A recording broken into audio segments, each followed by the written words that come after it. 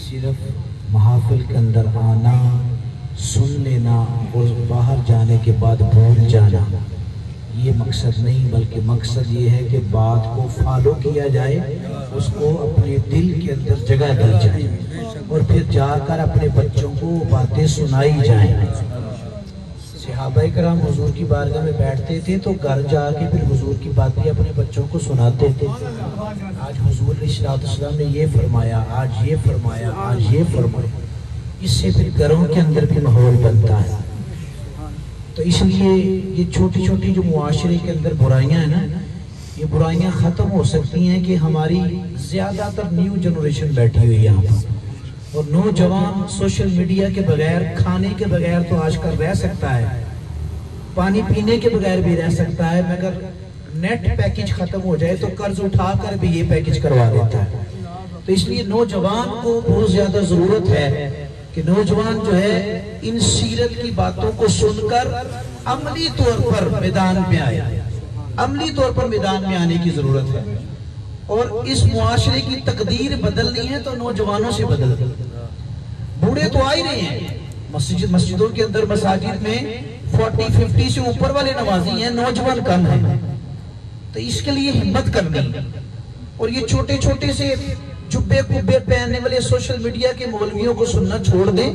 جب بھی تھوڑا سا کوئی آپ کو ڈاؤٹ لگے تو آپ اپنی مسجد کے امام صاحب سے، خطیب صاحب سے آ کے مسئلہ پوچھیں کہ ہم نے فلانے شخص کو دیکھا ہے کہ وہ یوں کہہ رہا تھا، یوں کہہ رہا تھا، تو حضرت جی آپ بتائیں کہ یہ مسئلہ کیسے ہے۔ یہ نہیں کہ ٹرک کی بتی کے پیچھے لگ کے اس نے کہہ دیا میلاد کوئی نہیں، ختم کوئی نہیں، کل کوئی نہیں، دسواں کوئی نہیں۔ تو ہم صرف سیرت کو ماننے والے نہیں ہیں، ہم تو صورت کو بھی ماننے والے ہیں۔ سبحان اللہ۔ تو اس لیے ہم کہتے ہیں کہ یار یہ مسئلہ نہیں ہے، مسئلہ صرف یہ ہے کہ ہم نہیں، ہم تو آج تو امتی دیکھو نا، حضور روتے رہے ساری زندگی ہمارے لیے اور ہم سوتے رہے۔ انہوں نے تو آنسو بھی بہائے ہیں تو گنے نہیں ہیں، ہم تو درود بھی گن گن کے پڑھ رہے ہیں۔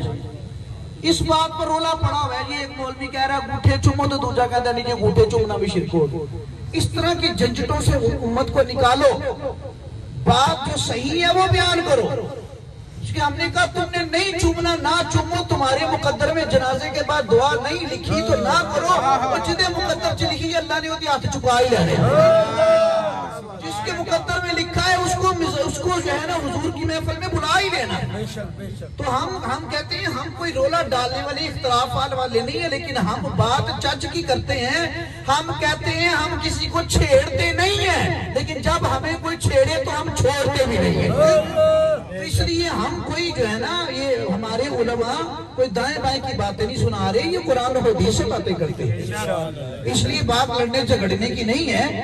آپ سارے اگر کہیں اللہ تو سارے اللہ کہتے ہیں، حضور کا نام آئے تو چومنے کے اوپر فتوے بھی لگ جاتے ہیں۔ میں صرف اتنی بات کہتا ہوں، میں سب سے آپ کی زبان سے نکلواتا ہوں، آپ سارے کہیں اللہ، بولیں اللہ، سارے بولیں اللہ، پھر بولیں اللہ۔ اللہ بولا، آپ کے ہونٹ جڑے ہیں کہ کھلے ہیں؟ بولو سارے۔ تو بات رولے کی نہیں ہے، لڑائی کروانے کی، جھگڑے کی نہیں ہے، بات امت کو جوڑنے کی ہے۔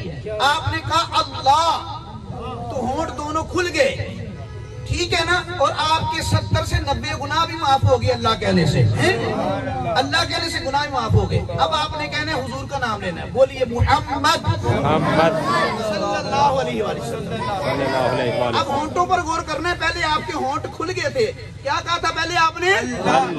اللہ، ہونٹ جڑے نہیں، کھل گئے تھے۔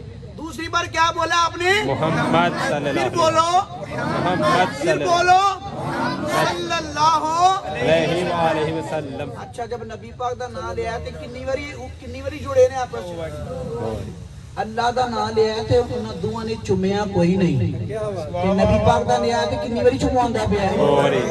کنی واری چومائے سو؟ سارے بولو کنی واری چومے گئے نے؟ اس دا مطلب ہے وے رب نے ایک واری اپنی سیدا تے ایک واری محبوب دے سیدا چومنا، دوویں حضور دے نام وچ پا۔ میں کہ تم باتیں ادھر ادھر کی نہ کرو، میں نہیں چموا رہا، وہ چم رہا ہے، لگاؤ اس کے اوپر بھی بتا۔ وہ ایتھو چمن دے نہ رولے پائے اتنے رولی نہیں گلا، اپنے حصے کا چمنا میں نے پا دیتا ہے۔ تو ہم کہتے ہیں سیرت بیان کرو، صورت بھی بیان کرو، صورت کی بھی بات کیا کرو اور مانا کرو۔ حضور کے صحابہ تو اتنی بات کرتے تھے اچھا یہ کہتے ہیں حدیثیں نہیں پڑھنی آتی، آؤ میں تمہیں حدیث سناؤں، سبحان اللہ کو سبحان اللہ۔ امام بخاری حدیث لائے، یہ کہتے ہیں روایتیں نہیں پڑھتے، آیت نہیں پڑھتے، روایت نہیں پڑھتے، جتنی آیتیں کہتے ہوئے روایتیں کرتے میں پڑھوں گا، پوری رات پڑھوں گا، تو سننے کا جھگڑا لے کر آ جائے۔ یہ بات نہیں ہے، بات لڑنے کی نہیں ہے، بات ہم روایت سے کریں گے۔ امام ابو عبداللہ محمد بن اسماعیل بخاری سبحان اللہ۔ صحیح البخاری، دیکھو جدو اللہ عزت دینتے آئے تے پھر نامہ تو عزت نہیں دیتا، کتاب لکھن تو عزت دے دیتا۔ صحیح البخاری، حضور پتہ کیا فرماتے ہیں؟ حضور فرماتے ہیں وَإِنِّي وَاللَّهِ مَا خَافُ عَلَيْكُمْ، بلکہ اس سے پہلے اِنِّي أَشْفَعُ يَوْمَ الْقِيَامَةِ لِأَكْثَرِ أُمَّتِي مِمَّا عَلَى وَجْهِ الْأَرْضِ مِنْ شَجَرٍ وَحَجَرٍ وَمَدَرٍ او کما قال۔ اب یہ اختیار ہے نا حضور کا، ہر بندہ تو ہر بندے کو تو گارڈ اندر نہیں جانے دیتا، گارڈ باہر بیٹھا ہوتا ہے اسکول کالج کے باہر، ہر بندہ نہیں جا سکتا۔ حضور علیہ السلام فرما رہے ہیں قیامت کے دن جو مجھ سے محبت کرنے والا ہوگا، اللہ تعالیٰ کعبۃ اللہ شریف کو بھی اٹھا لے گا اوپر، اور جب کعبے کو اٹھایا جائے گا تو حضور فرماتے ہیں میری کعبۃ اللہ شریف سے ملاقات ہوگی، کعبۃ اللہ سے ملاقات ہوگی تو میں کہوں گا کعبہ آج کدھر گھوم رہا ہے؟ تو کعبہ عرض کرے گا آج حضور میں اس کو ڈھونڈ رہا ہوں، اللہ نے مجھے اختیار دیا ہے کہ کعبہ آج اس کو ڈھونڈ کہ جس نے تجھے دیکھا ہے اور تیرا طواف کیا ہے۔ کعبے کو اختیار دے گا نا اللہ، آج ڈھونڈ، اس کو ڈھونڈ، اور جس نے تیری زیارت کی ہے، جس نے طواف کیا ہے، اور ڈھونڈ کر تجھے اختیار ہے اسے جنت میں لے جائے۔ یہ کعبۃ اللہ کو اللہ تعالیٰ اختیار دے رہا ہے۔ تو حضور فرمائیں گے اچھا اس لیے ڈھونڈ رہے ہو جس نے کعبہ دیکھا ہے، جس نے طواف کیا ہے؟ تو حضور علیہ السلام فرمائیں گے جڑا ساری زندگی تڑپتا رہا کعبے آیا ہی نہیں تو پھر رودا کی بنے گا؟ ارے روتا ہے کون اپنی امت کے غم میں؟ یہ مکے مدینے کے پہاڑوں اور غاروں سے پوچھو۔ حضور تمہاری سانسوں کو بھی جانتے ہیں۔ ارے دیکھو نبی پاک صلی اللہ علیہ وسلم فرمایا کعبہ تو اس کا اختیار تو لے رہا جس نے تجھے دیکھا ہے، اور جس نے نہیں دیکھا اس کا کیا بنے گا؟ کعبہ یہ تیری اتھارٹی ہے، تیری طاقت ہے۔ کعبہ میں دسا میری کی نہیں طاقت ہے؟ نہیں سبحان اللہ ہے کہ کعبہ تیری اتھارٹی ہے کہ تو اس کو لے کر رہے گا۔